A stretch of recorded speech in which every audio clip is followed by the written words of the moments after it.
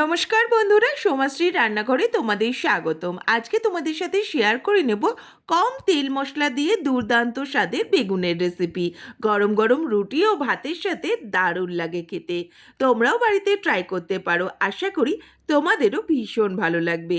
ভিডিওটা প্রথম থেকে শেষ পর্যন্ত দেখার একান্তই অনুরোধ রইল। তবে চলো বন্ধুরা, ভিডিওটি শুরু করা যাক। প্রথমে আমি বেগুনটাকে খুব সুন্দরভাবে কেটে নেব, তোমাদের সাথে শেয়ার করলাম। তোমরাও এইভাবে কেটে নিতে পারো, ছোট ছোট করে পাতলা পাতলা করে কেটে নিতে হবে। আলুটাকেও আমি মাঝখান থেকে চিড়ে পাতলা পাতলা করে লম্বা লম্বা করে কেটে নেব।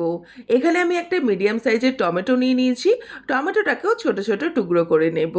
আর এই রান্নায় লাগবে আদা আর কাঁচা লঙ্কা। আদাটাকেও ছোট টুকরো করে গ্রেটারের সাহায্যে গ্রেট করে নেব, তোমরা চাইলে থেতো করেও নিতে পারো। আর চিড়ে কাঁচা লঙ্কা ব্যবহার করব। কড়াইয়ে তেল দিয়ে আলুগুলোকে ছাকা তেলে লাল লাল করে ভেজে নেব। এখানে কোনো লবণ হলুদের ব্যবহার করতে হবে না। আলুগুলো আমার একদম ভাজা হয়ে গেছে, তেল ঝরিয়ে তুলে নেব। তারপর ওই একই তেলে কালো জিরে, শুকনো লঙ্কা, গ্রেট করে রাখা আদা, চেরা কাঁচা লঙ্কা দিয়ে আদাটাকে একটু ভাজা ভাজা করে নেব, গন্ধটা চলে যাওয়া পর্যন্ত। তারপর কেটে রাখা টমেটোটাকে দিয়ে ভালো করে নাড়িয়ে চাড়িয়ে নেব।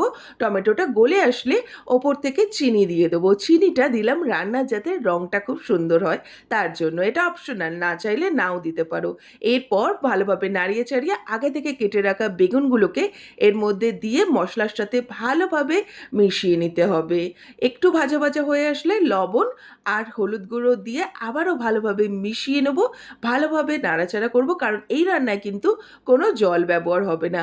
ভালোভাবে মিশিয়ে নিয়ে 10 মিনিটের জন্য ঢাকা চাপা দিয়ে রান্না করে নেব। 10 মিনিট পর ঘুরে আসলাম, দেখো কত সুন্দর স্টিম হয়ে রান্না হচ্ছে। এই স্টিমেই বেগুন আর আলুটা কিন্তু সিদ্ধ হয়ে যাবে। বেগুনটা একদম মজে এসেছে।